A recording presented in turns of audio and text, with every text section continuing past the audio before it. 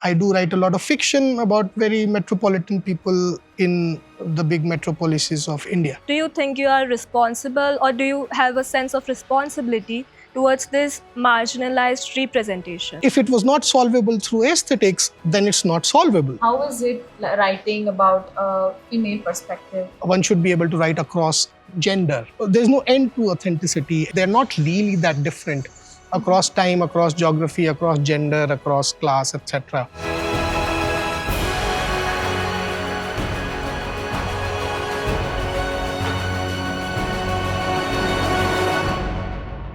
Hello everyone, I'm Kriti Reddy. And I'm Aarushi Chandran, and today we have Mr. Tanuj Solanki with us, an award-winning author and also the founder of the Bombay Literary Magazine. Hello, sir. Hello, pleasure to meet you.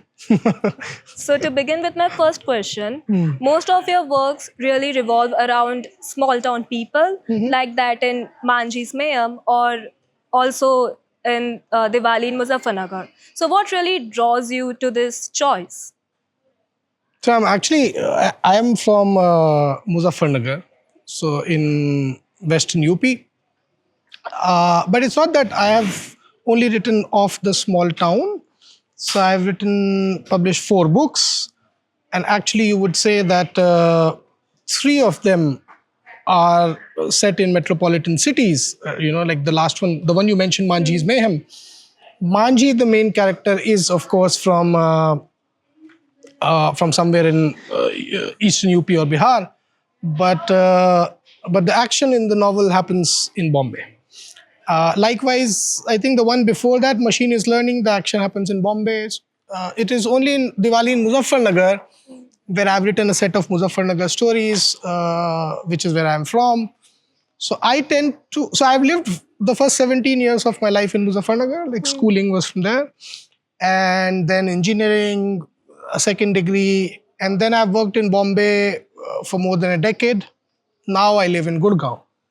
So it so happens that I tend to set my fictions in the places that I have inhabited.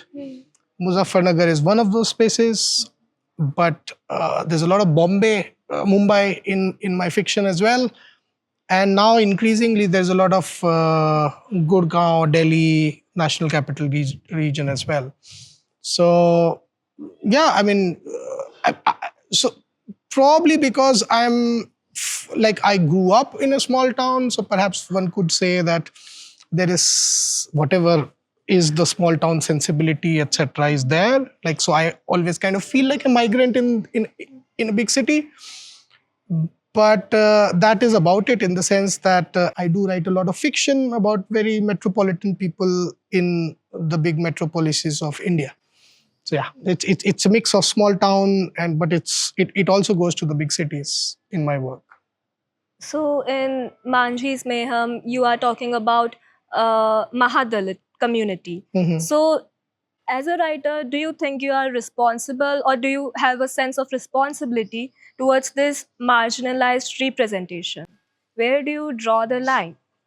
Yeah, it's a big question actually. So some of my inspiration, for example, I really like a writer who died, I think last week or a few days back actually, American writer named James Sallis. And he wrote a slew of crime novels, which are called the Lew Griffin crime novels. Sallis is a white man and Griffin is a black man in the United States. And the novels are a lot about race and what the black community is like in New Orleans, in the US. So, that is just one of the many sort of examples one could give to say that it is possible, of course, to write across boundaries, right? It is a common adage, for example, among fiction writers, that one should be able to write across gender, right? If I'm a man, I should be able to write what it is from the perspective of a woman, or to, be able to include that experience in my fiction. So willy-nilly, like we are kind of crossing boundaries always, and always interested in the lives of other people, right? And the other people need not share their identity with us. So that is sort of like the founding principle. And in certain directions, yes, there are these questions that where do you draw the line and so on and so forth. Uh, I do a very small trick with my brain, which is to say that I do not take the pressure of authenticity, because authenticity becomes to me like a never-ending goal, right? So I'm writing, let's say, a woman, right? How authentically can I write a woman of a certain socioeconomic background or caste, class, location, etc. Uh, so there's no end to authenticity, and then the writer gets into the trap of adding authenticity markers every now and then. I actually just stick to believability. So whatever be the caste location, let's say, of any character. In Manji's case, he's a Dalit from somewhere in UP or Bihar, and but he's in Bombay right now when my novel starts. And what is his day like? He wakes up, he goes to work, he's a security guard. How does he go to work? How does he come back from work? After his duty of 10, 12 hours, does he have to wash his clothes? How does he wash his clothes? And so on and so forth. And he lives alone in Bombay. So I focus on those parts of his life, right? His life is not only composed of his caste identity. There's so many things that this person does in life, right? And so the caste is there, whatever it is. There is probably a history of oppression, particularly in Manji's life, which is not addressed in that particular novel. And he does have a few views about this oppression and so on, which in chosen moments in the novel do come out, right? And so the only thing I'm solving for when I'm writing this novel, or this perspective of a man who's, let's say, not the same caste as me, is just make him believable. Like, on every page, the reader should believe him. And believability will lead to some dividends of authenticity as well, but let believability be the first aim, and the believability of a full life that Manji lives, rather than saying, oh, I have to create this particular kind of character, so there are these 15 things that I must include, or these 20 things that I must include, and then trying to problem solve for those. And so that's sort of how I approach it. In that sense, the ideology really here is that, yes, it is an ethical problem, but I think it is solvable in aesthetics itself. It is solvable almost entirely through the aesthetic choices that you make. And because if it was not solvable through aesthetics, then it's not solvable. And if it's not solvable, then we end up saying certain very extreme things, which is to say everyone has to write about who they are, and so on and so forth, right? So so that's how I look at it. And I'm sure there, when you do this sort of overreach, you have certain missteps. Missteps not on the lines of believability, but authenticity. And if any criticism comes your way, you take it and you try to do better the next time. Yeah, Just I was. to like add on to that question, how is it writing about a female perspective as a male fiction writer? Very similar. I mean, similar to what I said as to how it is to render anyone who is not me. How is it to? It is an act of imagination, and then of expression. And also, I think human motives kind of come around to a sort of collection of things that we want, right? They're not really that different across time, across geography, across gender, across class, etc. Right? We want a certain resourcefulness, right? Resourcefulness could mean money, it could mean anything else. We want fulfilling relationships around us, right? And we just generally want to feel a sense of control around our lives and some sense of agency around our lives. And these things are really common across human beings, and therefore human beings in fiction as well. So I actually, if there is something very unique, let's say, to the female perspective, which is to, so for example, I won't write about childbirth, right? Because no matter how much I read about it, I think the emotional sort of upheavals or whatever, what have you, right? Those I will not have access to. So yes, if you're writing across identity, there are certain experiences that you may want to not probe. But if you keep that distance, I think you can still render pretty much a whole person, pretty much a believable person, and so on. So yeah, that's how I write women. I give enough detail to make them believable, and that's pretty much the job of a fiction writer anyway, right? Yeah. And also when you are writing about a representation which is different from yours, so you are also at risk of portraying them as victims, but at the same time, on the other side, you are bound to receive backlash. So have you faced any backlash or such thing? Not Hatred? really, not really. And I face the question, but in a similar setting where there is, like curiosity at the other end as to how it was for you. Did you, Tanuj, face any sort of ethical kind of bumps that you had to surpass, and how did, so in that sense of curiosity, the question has come to me. But if at all there is any sort of assessment which says that I have done poorly, or whatever I've done is in poor taste, or I've done it poorly, that, I mean, at least hasn't reached me through the reviews or whatever discourse has happened around the book or books, right? So no, there is, and I believe this may be a sign that I've done it well, right? I mean, I'm liable to read it that way. I read it that way. And yeah, but when it comes, we'll see. Maybe we'll have another interview when, I'm cancelled or something. I don't know. Yeah. So you have left your corporate job for writing. So do you now think that writing is something that you might get bored of, since it's a full-time job now? You are a full-time author. So it's a funny thing that has happened, that when I was, I'm an engineering and an MBA, I was on the regular corporate path, right? Like mid to senior leadership. I had worked for 13 years, and the time for writing was kind of confined within the weekend, or if I could stretch myself on the evenings or mornings, and so on and so forth. And I used to, why did I quit my job? I used to feel that, my God, like I'm good, or at least I used to think that I'm good, and I need to give myself more time, and maybe I can do even better things. So I quit in September 23, and for what? For time, right? But it's a funny thing that the structure of my days when I was a corporate employee gave a small window for writing. So I honored that window much better than what has happened post quitting my job, where it's not a window, it's like an open ground, and all the time is supposedly available for writing.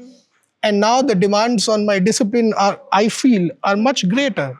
So it's kind of worked counterintuitively in my case. I mean, but do I regret quitting the job? I didn't like it, so I don't regret quitting it.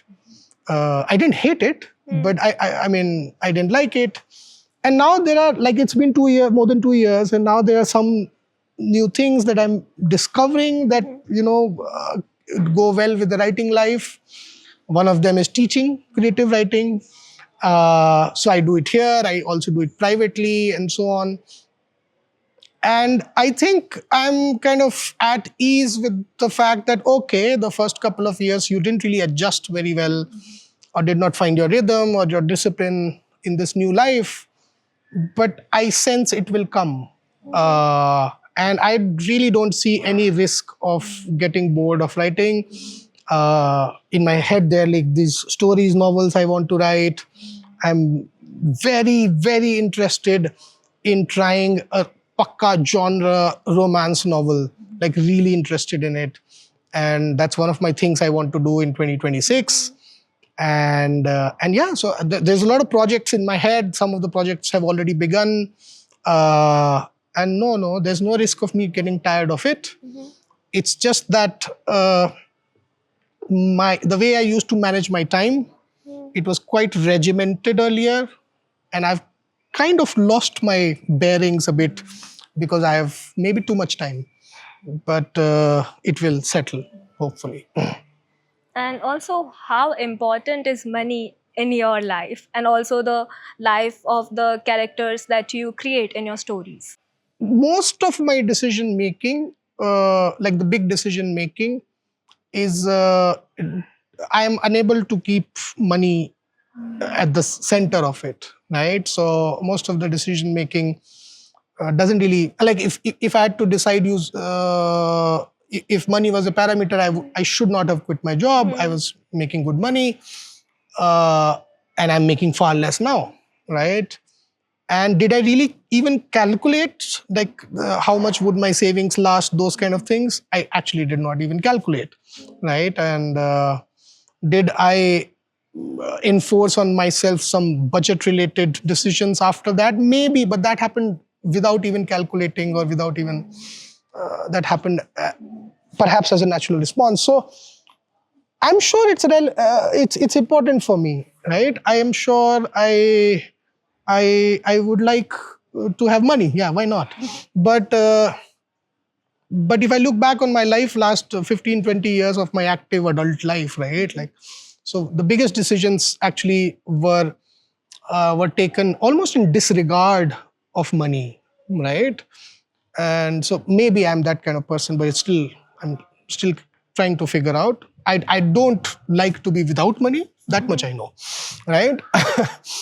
About my characters, I actually deplore a lot of contemporary fiction, a lot of even classic fiction, uh, where somehow mysteriously the characters have enough money to lead their love lives and all sorts of lives, right? And it so happens in popular cinema as well, especially in Hindi cinema, like Bollywood, right? Like love is found in Corsica or wherever. It's they never go to Nainital to find love, right?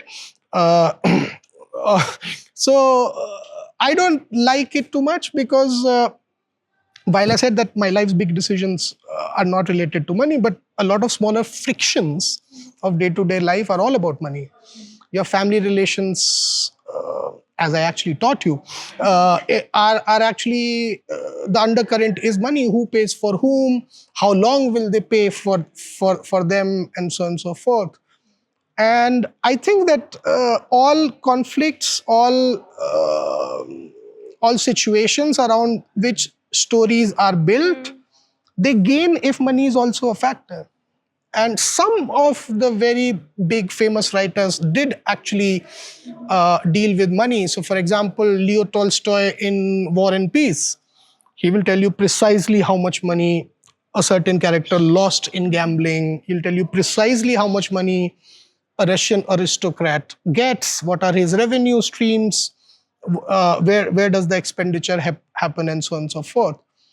And I like that. I like reading about that because I like knowing precisely how rich this aristocrat is, how indebted they are, and so on and so forth. So for me, in my fiction project, I like to add the complication of money. It's because I think it always serves as a complication, and therefore something extra that the characters have to deal with and reconcile with. So yeah, in whatever fiction I write, uh, money determines some of the decisions that characters take. And as I say it, I realize how funny it sounds because I claim that my biggest decisions have not been driven by money, but my characters are. Yeah. So as we were talking in class about books and movies and what books can do and what movies can do, there are a few things that books can show its readers and movies can show its viewers. Hmm. If a director chooses a book to get adapted into a movie, what are the elements that he or she might change? So, I mean, in class we talked about this element of fiction called interiority, right? what happens inside a character's head. Now, that is one of fiction as text. So fiction as text, whether it's a short story or a novel, it's kind of like a superpower that fiction has, that probably no other narrative art form can do as directly, in as much detail, and so on and so forth. So I have a whole, let's say I'm writing a scene, interaction between a man and a woman, and we have the perspective of the man in the particular story. It means that if we stick close to the perspective of the man, we might not be able to describe the facial features of the man or the changes in facial expressions of the man, right? In cinema, we do not adhere to perspective like that. And if we are showing a conversation, typically it will be a two-camera setup, and the cuts will happen alternatively depending on who is speaking when, right?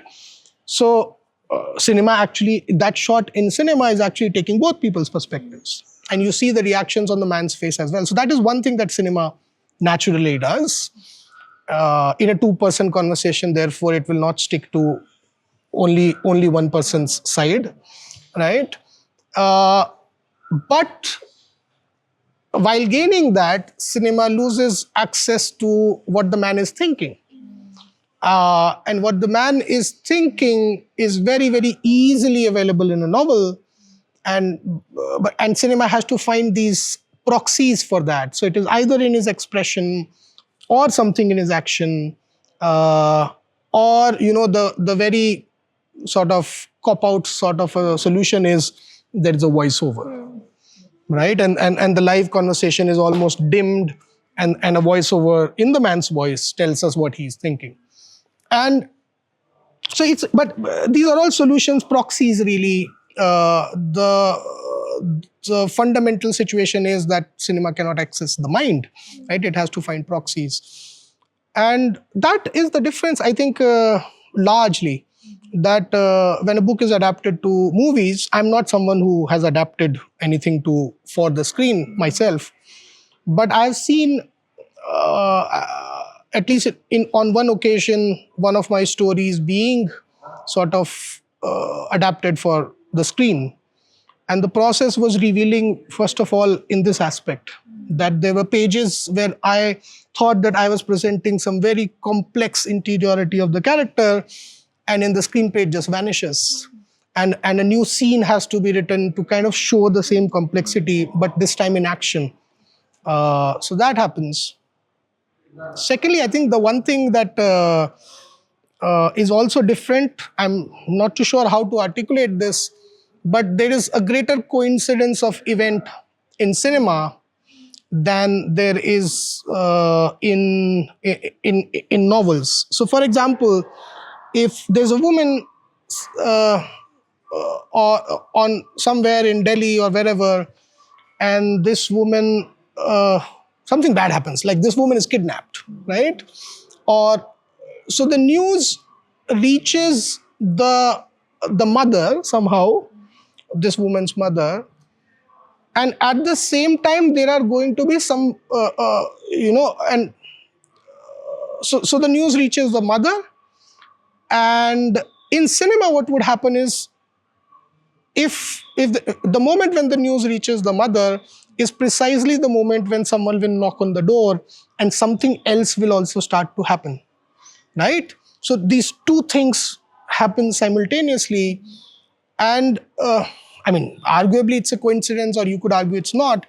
But this happens a lot more in cinema, where two or three things that have to happen in the narrative, they somehow always tend to happen in the same sequence. Whereas in a novel, there's just, one thing will happen, and then the afternoon passes, and by evening something else happens, etc. That's a difference. So when I've read some screenplays, when I read a screenplay, I always, as a novelist reading a screenplay, I always feel, my God, it's kind of like everything is happening in a single sequence. But this is not, I wouldn't say that this is some sound theory, because it's something that I've experienced from reading only a few screenplays, and I kind of feel that this is the case. But maybe there is a better way to articulate this. I don't have it right now. Yeah. So, as a fiction writer, have you ever been inspired by any movies that you've watched in your early days, or? So my third book, The Machine is Learning. The opening chapter is two men traveling for work, right? And these two men know each other only professionally, but they are traveling the country. They have to go from city to city, something related to their work. And actually, the idea to start that novel in that particular way came from this, I think, David Fincher show, Mindhunter. This is I think the show is about the FBI department that's set up to catch serial killers. I think that's how I vaguely remember it. But the show involved these two main characters who go to jails to meet convicted killers and interview them and basically develop psychological profiles and whatnot. And I was watching this show, and I'm sure this is not a very new idea that people are traveling for work, but it is only through watching that show I got the idea that, my God, again, two people traveling for work can be interesting. Two men traveling with each other for as work colleagues can be an interesting thing. And it was after watching Mindhunter that I wrote the first chapter of the novel. So one could argue this was an instance of me being inspired by something I saw on TV or something I saw on a screen. So it does happen. It does happen actually a lot. I've written short stories about a short story about this Chinese director that I used to love, Jia Zhangke. So cinema does inform a lot, and I hope people who make movies are also reading novels. I hope it works in both ways. So cinema does impact, but not in the sense that from the technicalities of cinema, is there something that is added to my craft? I think not now. Just as cinema has montage, for example, right? Like a flurry of images together somehow communicating, and even if they are disparate images, together somehow creating a sense or atmosphere or anything like that. That exists in fiction also. But I didn't come to it in fiction through cinema. Therefore, I did not come to it in this very first principles way. I came to it through other writers who were already using it, etc. So, if I'm writing a montage in my text fiction, then I do owe a debt perhaps to cinema, but I didn't take it from cinema, so I don't know. But in that way, at least I think the narrative arts are conjoined at some level. They're all kind of going for representations of reality and all. Yeah. So, as we're talking about movies and books, so do you think a book would be well received by the society, or a movie would be well received? Both will be, I don't know, society. I have no idea. Well, there are books in the world and there are movies in the world, and they're both kind of received. But, recently they talked about, the biggest book last year was Arundhati Roy's memoir, right? And it's a big book. It has sold, perhaps, I don't know the figures, but I think it is clear to see that it has sold a lot, and rightly so. I think it's an excellent book. But has it, done, I don't know, like a normal hit movie does 100 crore, I hear, or whatever in revenue, etc. I don't think it has done that. So what can a super hit sort of book achieve, and what can a super hit movie achieve? I think they're different industries. The scales are different. Even though the entry points, you would say that that a Arundhati Roy book costs you 600, 700 rupees. and watching a great movie costs you in order of magnitude pretty much the same amount, although the ticket might be cheaper, right? But somehow it just so happens that there are movies that can make 1,000 crore or 2,000 crore. I don't know the numbers, but it is in our conception only. It is impossible that that a book will ever get there, right? Even though a book has a much longer period to get there, right? A book can be selling for 5 years, 10 years, whereas a movie kind of expires after 2-3 months. But yeah, so I think that difference in scale is, so if you just talk numbers, if you talk money, then I think the evidence tells us that society as it exists today kind of likes visuals. But books are there, and I think they will be there, yeah. So, yeah. So as you were telling about the visuals, so what would happen if movies were adapted as books in the future? I think it might be actually easier than books being adapted to movies, because as I said, like in a movie there would be no interiority, so you could actually take the screenplay and you format it slightly, I mean, of course, differently as a norm, like, so instead of Ravi Tanuj, it becomes Ravi says, Tanuj says, whatever differences have to happen, and can basically carry like that, be carried like that, right? And it can still read like a novel. It will be a novel without interiority unless we try to make that change. But it will be service. There are so many novels, at least before cinema took hold of public imagination. There's so many, for example, crime novels, the greatest crime novels of the 30s and 40s. They are, if you read them, it feels like you're literally watching a movie. It's because they're kind of written like that, written very visually, with no interruptions of interiority or thought and so on and so forth. So I think a movie to book might actually be easier. It'll be good money if someone just asked me to make 50 movies into books, like, I don't know. So yeah, it will not be the best books, Yeah. but there'll be books, very, very readable books. Sir, and lastly, do you think a creative writing course would actually help students like ourselves who are aspiring writers to be better at writing? I think so. I think it can help. It can help you become aware of what it takes, and it can deliver you frameworks to attempt it. In some cases, even techniques to attempt certain things in certain ways, and so on and so forth. So if before the creative writing course, let's say, stream of consciousness as a term, right, and you have some sort of casual understanding of it as a reader or as someone who wants to be a writer, I think the course can do the job of telling you precisely what it is, how is it done, how has it been done by people, and kind of ask you to imitate. And isn't that how we learn anything, right? We learn something conceptually, we imitate. Some imitate better than others, right? Some are more disciplined. And that's how I think we learn anything, right? So if playing the sitar can be taught, guitar can be taught, there's so many things that can be taught, right? Which are considered artistic things. Can you be taught to become the next,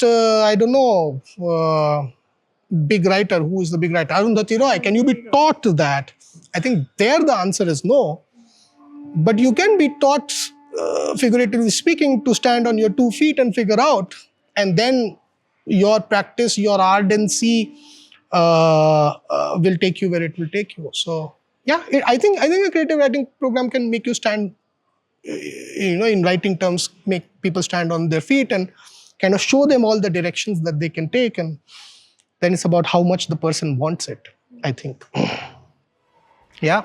Yes, I think we're done with the questions. Thank you. We had a really great 10 days with you, and you gave us so much insight on things and how to write fiction, and we really liked it. Thank you so much. Thank you so much. My pleasure. Thank you.